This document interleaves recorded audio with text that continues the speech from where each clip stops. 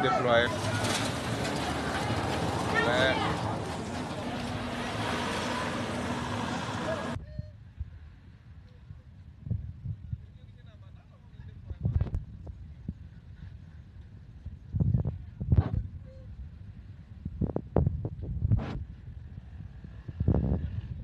merci na ba congolais nyonso ko bazali kolanda biso topesi bino mbote topesi mbote na baye bazali kolanda biso libanda ya République démocratique du Congo topesi mbote na baye bazali kolanda biso pe na kati ya Congo toyebi vraiment que bozali ebele o bozali kolanda biso bozali ebele libanda ya Congo na Grand Bandundu na kati ya Congo plutôt na Grand Bandundu na Grand Équateur Congo central Grand Kassai est de la République awa pe na kati ya Kinshasa bozali vraiment ebele o bozali kolanda Grand Katanga na bosani binote ipai wapi bozali koyamba chef de l'État Félix Antoine Tshisekedi Tshilombo na pesi bino tumbote na ebi vraiment que bozali ebele bandeko toko solo la lisolo ya ba mercenaires français arrêté à Kinshasa bakangeli bango nini pe mission na bango ezani bakangeli bango pe wapi il faut ba congolais bayeba pourquoi bakangi ba mercenaires français wana na kati ya Kinshasa toko solo la ngwa bokolanda pe Maïdidie Kamere alobi le petit frère de Vital Kamere alobi pe nini susi na bango ezani ni bandeko munoko na ngai nganga na ebisaka bino awa kaka keno eloko Kabila sana kati ya koluka à l'est de la République ezali kaka te que oh non parce que Kabila Kabila zana posa bakata les partis est comme les gens le disaient Kabila posa na eza akota na scène na lobakangwa scène ya Kabila ezani et Kabila veut se faire comme si lolenga yoki ke kimia ezozonga à l'est de la République Kabila azolinga abima pe lokola participant lokola muntu asali ke kimia ezonga à l'est de la République parce que soko landi langage ya Kabila même na discours na ya salaki oya salaki lokola président de la République wana Kabila aye ko se rendre compte que salaki erreur grave ya ko sala discours wana. Et les comités internationaux maintenant trop sûrs et convaincus que c'est Kabila qui est le chef des troupes rebelles de l'Est de la République. Mais Kabila, si on dit que Makamounio soit dans le lingue latier, il faut alouka par quel moyen à Koki pour se sauver. Parce que Kabila c'est un politicien. Que personne ne te trompe, Kabila est un politicien. Il a aussi l'expérience de diriger. Kabila fait au moins 18 ans comme président de la République. Et tout ce que Kabila pensait dans sa tête, c'est s'afficher au face du monde. Bamona que non, Kabila Yewanape, à Koti, Bandegoya Est de la République, Balobageno. Le loso qui tozana Kimia, c'est grâce à Kabila. Kabila Yaki Kokota Makamboyo, de Tozui Kimia. Et surtout Kabila Yokaki que les États-Unis d'Amérique bazolinga sous désordre na kati la République démocratique du Congo.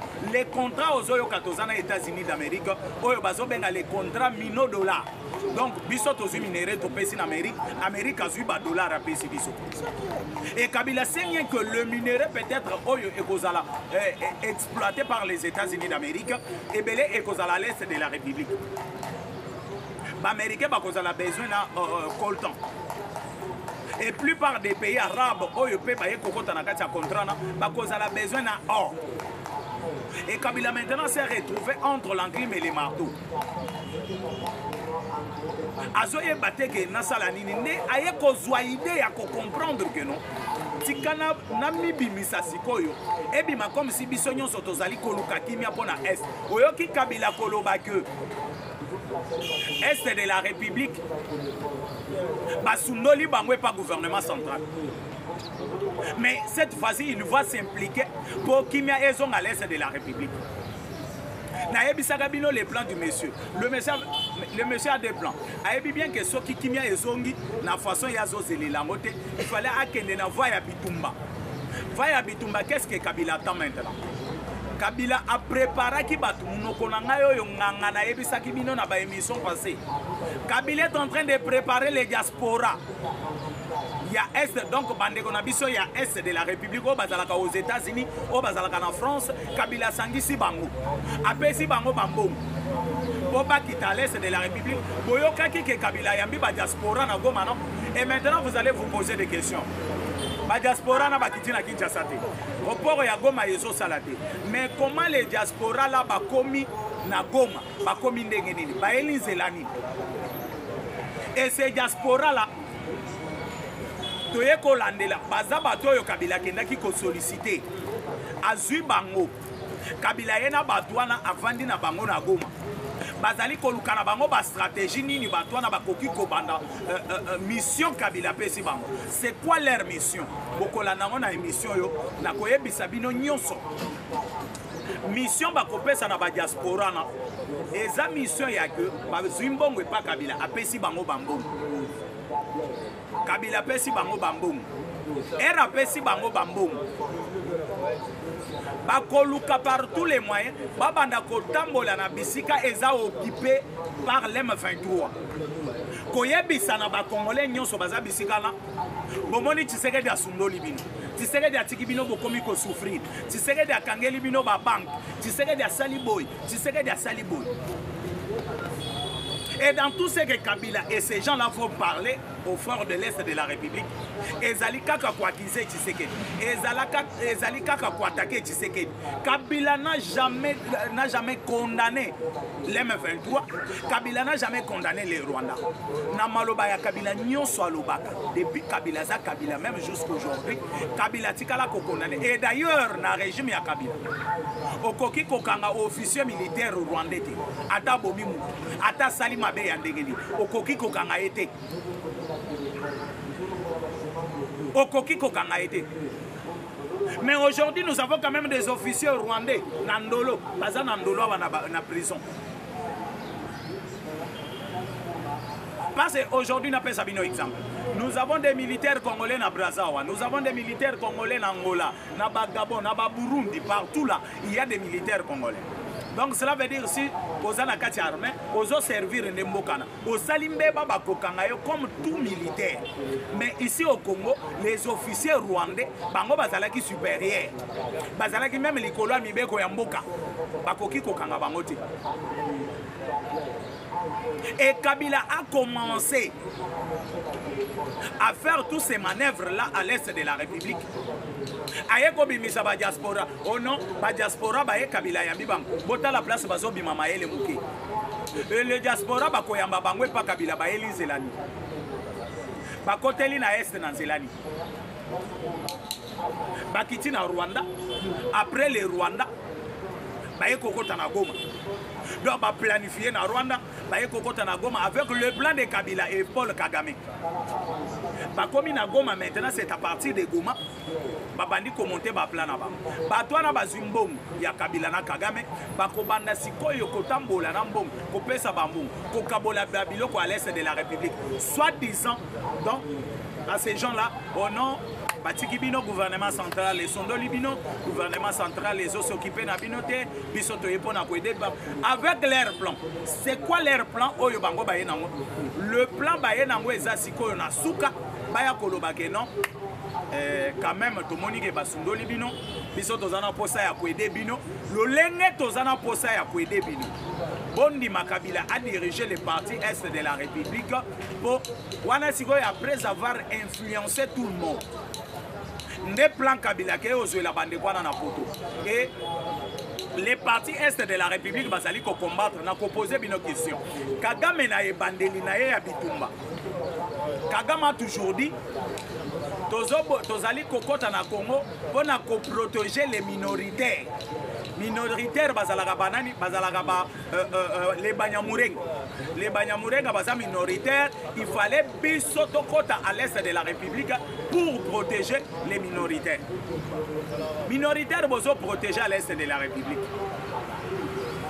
Bazalaka na est na parti ni. Les Banyamulenge bazalaka na sud Kivu. Bazalaka na nord Kivu. Parce que bango nyonso centre na bango ou bien place na bango c'est Minembwe. Minembwe nemboka na bango mboka ya Banyamulenge bisika bavandaka. Mais comment bozokota pour protéger les Banyamulenge? Sokota le nombre de M23 baza na Sud Kivu, na nombre de M23 baza na Nord Kivu, il y a Nord Kivu baza ebele, il y a Sud Kivu place Banyamulenge bazali baza muke. Na Sud Kivu baza muke. Mais c'est là où il y a les Banyamulenge. Au contraire, il fallait Sud Kivu à inonder avec l'M23 par rapport au M23 Oyo Bazali na Nord Kivu. Mais tous on a Sud Kivu ezana banyamurenge belé, Nord Kivu ezana banyamurenge muke. Et c'est ça le plan de Kabila. Et pourquoi bah, se précipiter kaka pour étouffer le Nord Kivu?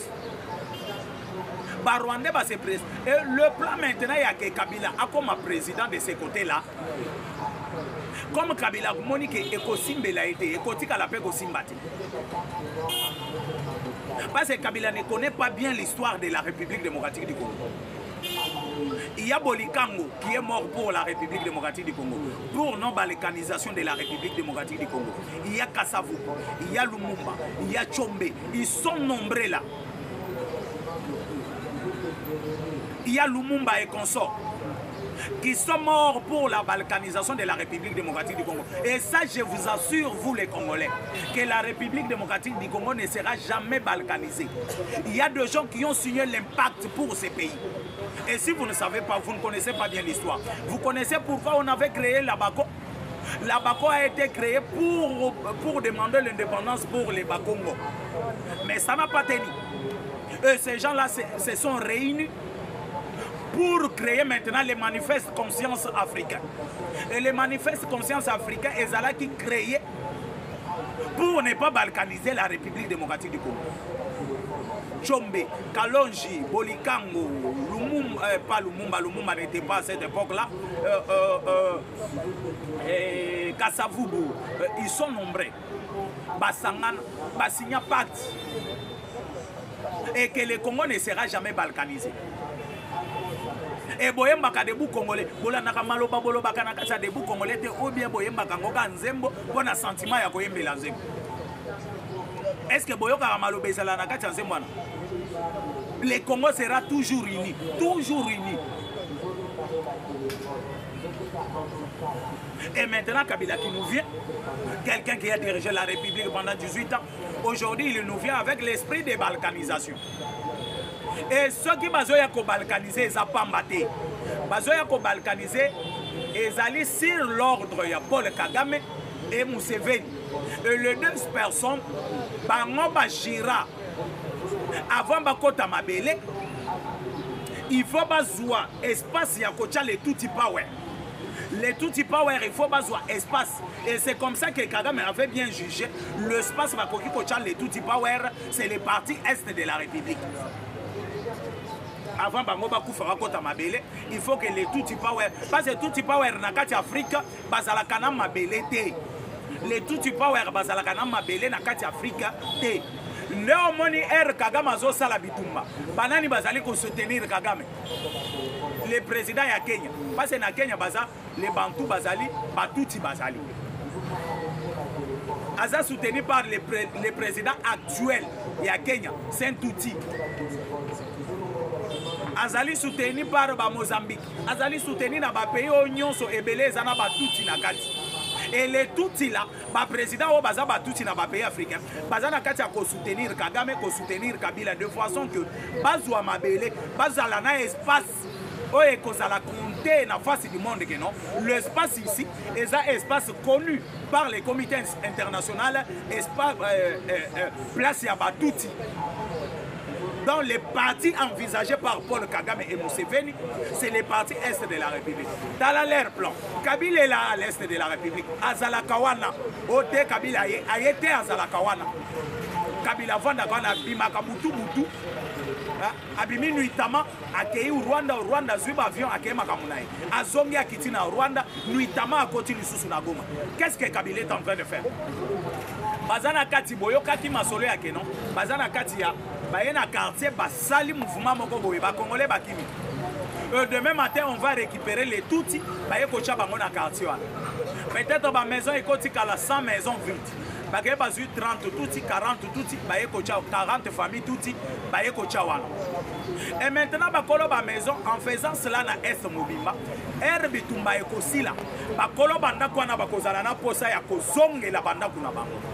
Bakoya bakuti batuti bakobanda sikoyo kocha makelele, ça va créer les désordres. Batuti bakobima bango nyonso basangani babandi kocha makelele. babandi kocha makelele soi-disant bazobengana bango bazala na Congo siko bazobengana bango bakende wapi. Mais tant que c'est tout là avant bazala na banda kwana ils sont venus d'où bauti wapi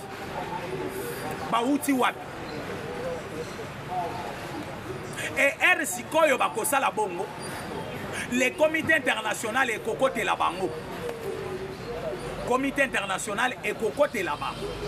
La cocotte la comité international et kokote là-bas. Bakoloba non, le lenge baza ebele, baza na kati ya Congo, il faut tout le place à Kochaba. Ils vont se décider maintenant de rester à l'est de la République. Ils vont choisir parti moko ya est de la République. Oyo batuti pa werana bakovanda. Et le comité international bakobanda ko comptabiliser bango parmi les peuples congolais. Et habiter avec les Tutsis dans votre pays, sachez bien que eza lokola lianzina lokolo. Au fur et à mesure ezo kola, au fur et à mesure mukusape eza na kati ya komata.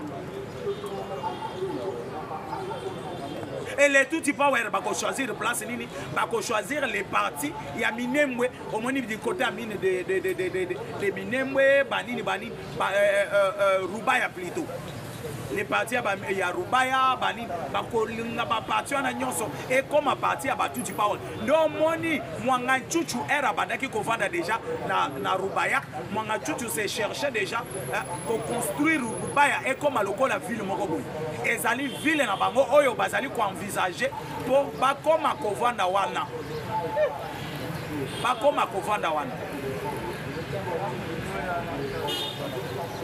les Tutsi power. Et vous comprenez pourquoi les plans de Tutsi power. Bande ko bozala nano bovanda bien. Na kobete la bino li solo ya ba mercenaires français oyo bakangi na Congo. Et le mercenaire français na bakangi bango ndenge nini? Bakangeli bango pe nini? Bakangi bango pe wapi? Webi ke ngasani na loba biloko ya balabala te. Pe na beta ka masolo ya ko sepelisa monoko na ngai. Et c'est ça le plan de Kabila avec les Tutsi power à l'est de la République. À l'est de la République, technicien a vu son côté le nombre de minutes ne yangwana tozali koyebisa bino bolanda biso malembe lolenge toza koke. Et Kabila na kati ya discours na ye nayebisaki bino le plan de Kabila. Abi m'appelle au col à participant à Kimia, il y a Est de la République. Mais Kabila Monique, ça sera difficile. Kabila comme il déployer Bambongo, site Oyo, Wazalendo Bazali, pour corrompre les Wazalendo. Au moni na Maniema, ce qui s'est passé dans Maniema. Kabila zui ba carton ya Mbongo atindi na Maniema. Ba carton Mbongo atindi na Maniema pour bakende ko corrompre ba Wazalendo. Bakende ko corrompre ba Wazalendo. Et les Wazalendo ont vite compris que non, Kabila est à la base ya babuzo ba ebele. Batindi Mbongo. Kuna na Maniema, les gouverneurs de Maniema est complice de ce qui se passe là-bas.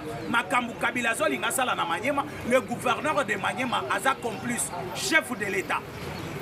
Nos services de renseignement, militaires tout comme civils, Nazali ko alerté bino, le gouverneur de Maniema a des mèches avec Kabila.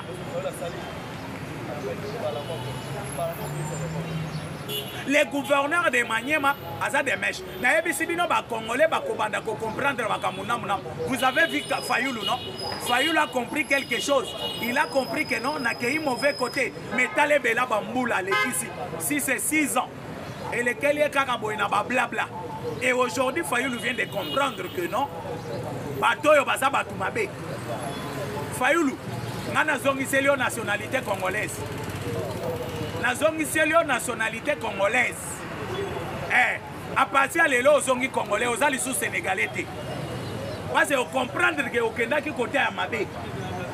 Nazongi Selio nationalité, Namutu na botola qui nationalité Nazongi Siam. Nazongi Selio nationalité congolaise, aux Zongi congolais. Nengo botama na Congo, aux Zongi Selio nationalité. Aux alliés au sénégalais toyebi, mais Nengo botama na Congo tondimi. Ozongi na Congolais Fayoulou. Parce que yo na makambo ba Congolais, oza ni de père ni de mère. Père sénégalais, mère sénégalaise.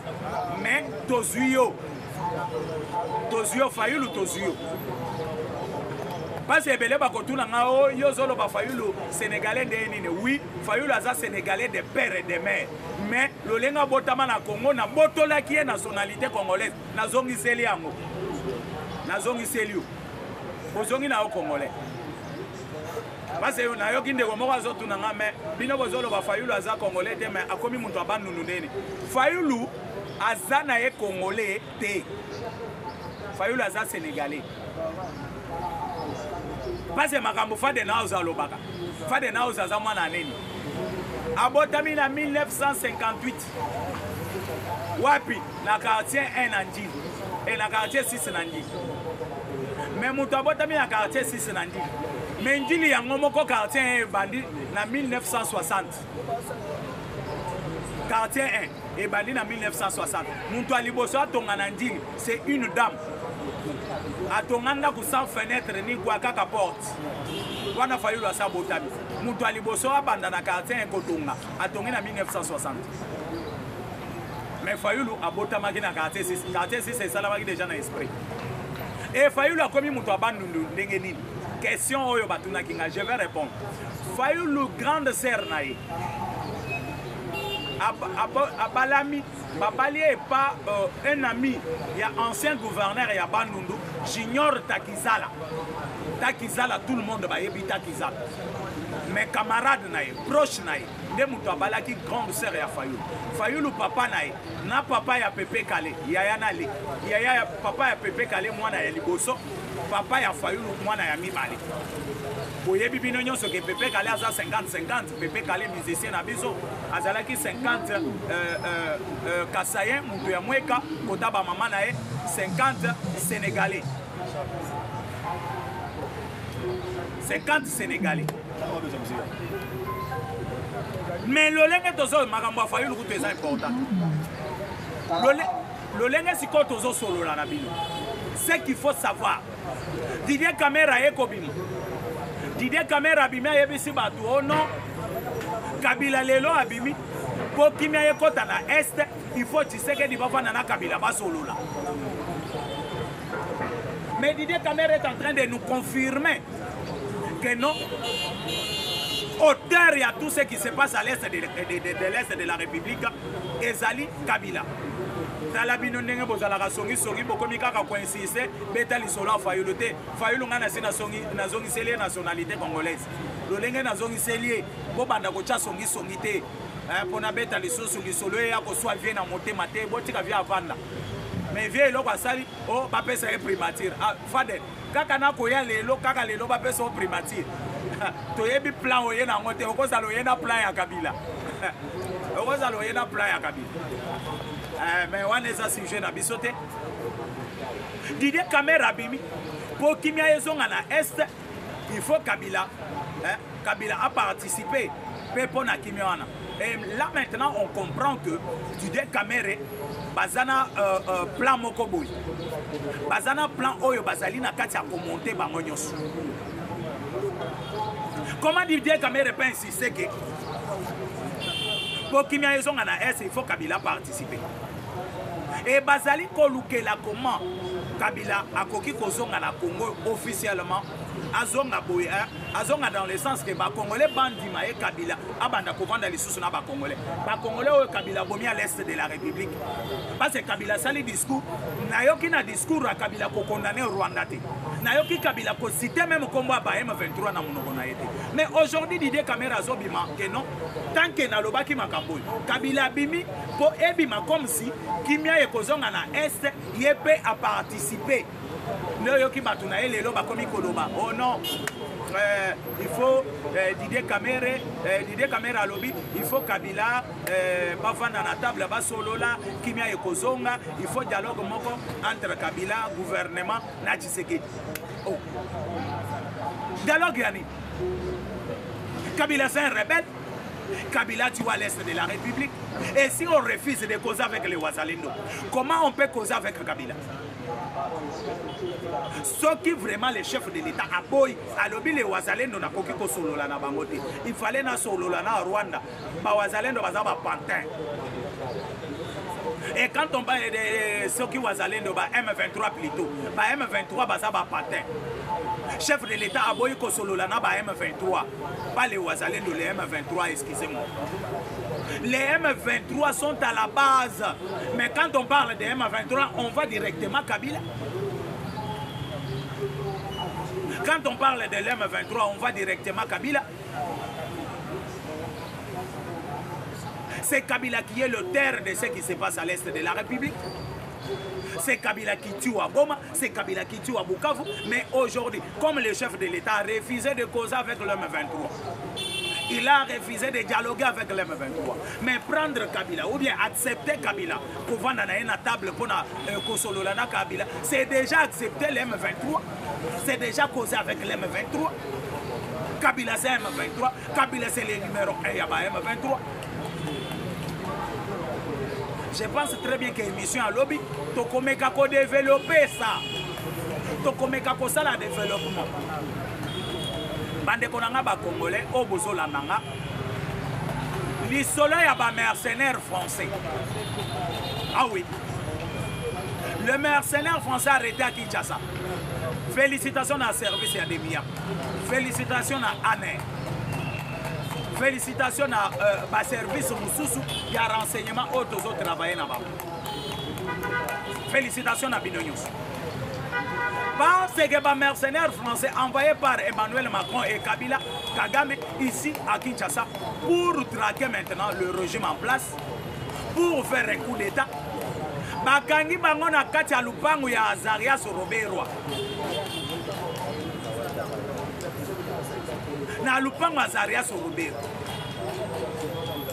Na mindu na nyonso na ba arme de guerre nyonso oyo bayaki nango pona kosala coup d'état à Kinshasa. Et ces mercenaires ont tombé na piège ya ba service na biso. Bakangi bango bazwa ba passeport na bango batala ba français. Des mercenaires français. Bangonde bayaki pour na kosala coup d'état na Kinshasa. Ba service na biso babandi kolandela bango depuis longtemps. Bazo landela ba mercenaires wana. Balandeli bango jusqu'à ce que bakeye ko tomber na ba piège. Ya batu na biso, ya ba service na biso. C'est comme ça ba tche bango maboko. Et ba vérité ba mercenaires ba bimisi parce que bazolo ba français. Ba vérité ba bimisi ezebilo. C'est Kabila mutu atindi ba. Bazala qui sollicité par Kabila. Boyebi na yebisa Kabila na ba émission passée. Kabila ke ko récupérer batu ebele. Oyo bazali ko former ba jeune nyonso bakangi na Goma na Bukavu. Na centre de formation ya Miranga Busoki Miranga Bukuna na Rwanda. Bisika bazali ko former ba soda na bango po baya ko boma bantaba na bango à l'est de la République. Parce que Kabila, pour votre information, c'est depuis avant-hier, Oyo Bayebisi et pas les États-Unis d'Amérique n'osent pas encore d'avancer même un mec. Bisika ba soda na ba salibate les makakawa. Kabila est en train de regretter Bambongo Apes et l'olègue tozo solo labino avion de guerre américain. Ils allaient survoler espace aérien il y a est de la République dans une basse altitude. Mais pourquoi les M23 ne peut pas oser? Il y a combien tata mundu. Ayo kanenge bakosala bango makayabo. Je pense très bien que Bozala qui est belé à Kolandastani boy, les soleils à mercenaires n'a qu'au développement bien lobby. N'a qu'au développement bien lobby. Lobby Bozala vraiment est belé, Bozala est belé. Vous s'abonner vraiment et belé. Vous partagez l'émission à Bino. Vous likez, vous likez, vous likez, vous likez, vous likez, vous allez et belé na ba like na Bino. Vous allez et belé à partager l'émission à Bino. Par commentaire na Bino et belé ba j'aime. Et je vous assure qu'on a arrêté des mercenaires français. Makangi Bambongo Kabila Zotina pour corrompre les Wazalendo. Maye, il y a caméra lobby pour créer l'espace à Kabila dans la République démocratique du Congo. Et puis, beaucoup de émission et Koya. na komeka koanalyse makambo ya bamercenaire wana koyebisa bino nani ayaki na bango nani akotisi bango na kati ya Congo bayaki ndenge nini plan na bango ezalaki nini balobi mpe nini émission ya lobi nazosenga bino bozala ebele ya kolanda émission ya lobi ya kolanda émission à l'autre. Parce que Nandenge Tozo Solo Nabino, Kagame est en train de plaire. Parce que l'équipe a été déjà formée. L'équipe est à bateau aux États-Unis d'Amérique. L'équipe est formée de Kizito Pakabo, comme ministre des Mines. Yende Mouto a bloqué Makamba Mine, Réunion Sonaba, Kabila, Banani. Et de deux, nous avons Thérèse Kayikwamba. Wazali, ministre Nabiso et Anini et consorts, ils sont au nombre de 5. Et le directeur du cabinet et chef de l'État, à cause de la paix, Kuna Nakatia, États-Unis d'Amérique, le chef de l'État a rejoindre Bango pour terminer et finaliser les choses. Aujourd'hui, notre Banque mondiale a bimisi 1,8 milliard pour couper ça dans la République démocratique du Congo. Est-ce que dans le régime Kabila Oyoka déjà à 500 millions de personnes dans le Congo dans la Banque mondiale? Les Alagés 20 millions, 30 millions, si c'est trop 100 millions, la Banque mondiale a bandé qui couper ça dans le Congo. Aujourd'hui, la Banque mondiale débloque 1,8 milliard pour donner en République démocratique du Congo.